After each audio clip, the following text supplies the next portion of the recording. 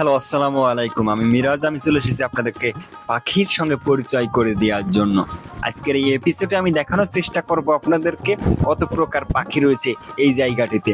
এখানে ঘুঘু পাখির রয়েছে 3 থেকে 4টি জাত, আরও রয়েছে শালিক পাখির 2 থেকে 3টি জাত, আরও অন্যান্য পাখিও কিন্তু এখানে রয়েছে। সেগুলো আপনাদেরকে ঘুরে ঘুরে দেখানোর চেষ্টা করব। তাই পুরো ভিডিও দেখার অনুরোধ জানিয়ে শুরু করতে যাচ্ছি আজকের এই সুন্দর ভিডিওটা। এখন যেমনটা দেখতে পারতেছেন দেওয়ালের উপরে যে ঘুঘু পাখির যাত্রা রয়েছে, এটা তিলে ঘুঘু বলে আমরা জেনে থাকি। এই পাখিটা কিন্তু সিঙ্গেল পাখি হিসেবে এখানে বসেছিল।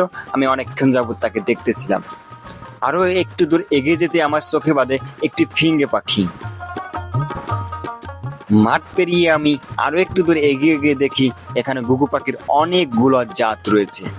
তারই সঙ্গে রয়েছে শালিক পাখিরও বিভিন্ন প্রকারের জাত। তারা একসঙ্গে খাবার খাচ্ছিল, উড়াউড়ি করতেছিল নিজেদের মনের আনন্দে।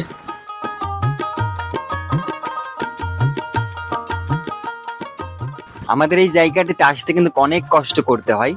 বৃষ্টির কারণে এখানে কেদা জমে গেছে, আর এই কেদা পানি ভেঙে আমাদের হাঁটতে হচ্ছিল, যেটা ছিল অনেক পরিশ্রমের একটা ব্যাপার।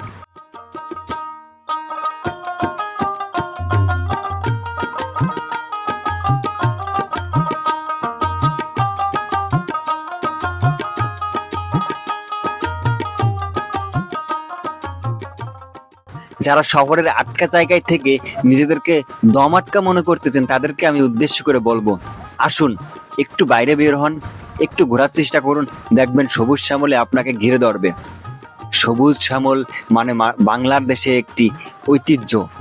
এটা কিন্তু শহর বা গ্রাম আপনি যেখানেই বলেন না কেন, এই জিনিসটা আপনি খুব সহজেই পেয়ে যাবেন। তাই আমি আপনাকে উদ্দেশ্য করে বলবো, আসুন বাইরে আসুন, আসুন বাইরে আসুন, প্রকৃতিকে ভালোভাবে উপভোগ করুন। প্রকৃতির এই ছোঁয়াটা নিজের সঙ্গে মিশে নিন। প্রকৃতি আপনাকে ডাকছে, আপনি একবার সাড়া দিয়ে প্রকৃতির কাছে আসুন, প্রকৃতির এই সৌন্দর্যগুলো উপভোগ করুন। আমি এখানে খোঁজার চেষ্টা করতেছি এতগুলো পাখি যে আমি দেখতেছি এখানে, এই পাখির বাসা আছে কিনা। চেষ্টা করতেছি কোনো পাখির যদি বাসা থাকে সেই বাসাগুলো আপনাদেরকে দেখানোর। তাছাড়া কিন্তু আমার সঙ্গে এখানে ঘোরেলেরও দেখা হয়ে যায়। বন্য প্রাণী ঘোরেল দেখতে পেয়ে আমি এখানে সত্যি অবাক হয়ে যাই। যদিও একটু ভয় কাজ করতেছিল, তারপরও আপনাদের জন্য সেই ভয়টা কোনো ব্যাপারই ছিল না।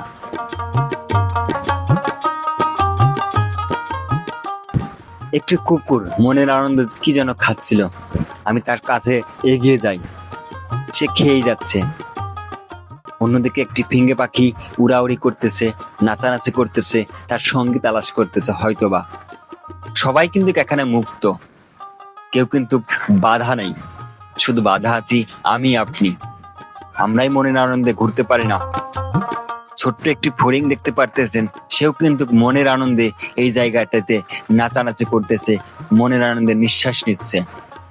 প্রকৃতির মাঝে আসলে অবশ্যই নিঃশ্বাস নিতে সবারই ভালো লাগে।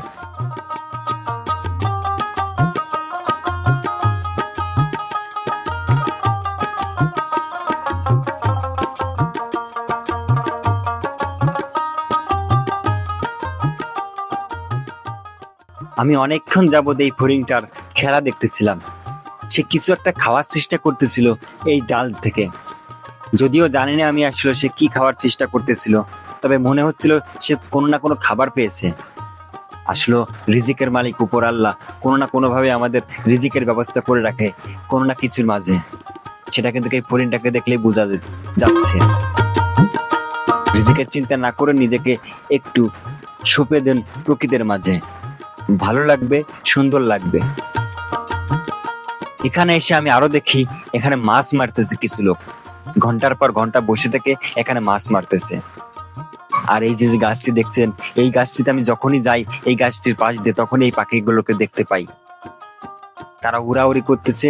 আসলে দূর থেকে মনে হচ্ছিল পাখি, যখন আমি কাছে এগিয়ে গিয়ে দেখি তখন আসলে এগুলো কবুতর ছিল। একটি পোষা কবুতর, যারা ঝাঁক বেয়ে উড়াউড়ি করতেছিল মনের আনন্দে। আজ তাদের মুক্ত আকাশে উড়তে খুব ভালো লাগতেছে।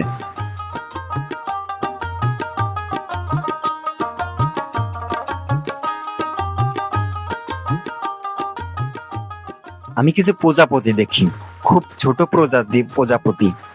পরে বুঝতে পারি না, এগুলো ছোট প্রজাপতি নয়, এগুলো হরিণের ছোট্ট একটি জাত। এখানে এসে আমি একটা জিনিস বুঝতে পারি যে সমস্ত কিছু শহরে থেকে দম বন্ধ হলেও এই সমস্ত প্রাণীদের আসলে মুক্ত আকাশে উড়তে খুব ভালো লাগে। সবার উদ্দেশ্যে আমার আজকের মেসেজটা হচ্ছে এটাই, যে মুক্ত আকাশে ঘুরতে হলে গ্রাম থেকে শহরে আসেন যারা, তারা শহর থেকে একটু গ্রামের মাঝে যান। বিশুদ্ধ বাতাসের ঘ্রাণ নেন, মুক্ত আকাশে একটু নিজেকে সঁপে দেন, ভালো লাগবে, নিজের কাছে অনেক সুন্দর লাগবে।